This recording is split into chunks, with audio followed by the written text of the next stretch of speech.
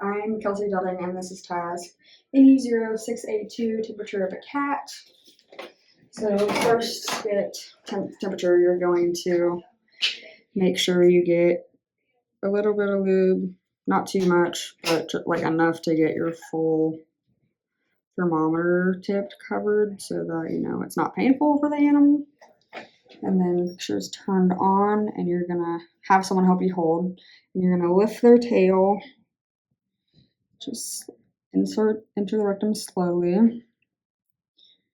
And normal temperatures for cats is 101 degrees Fahrenheit to 102 degrees Fahrenheit.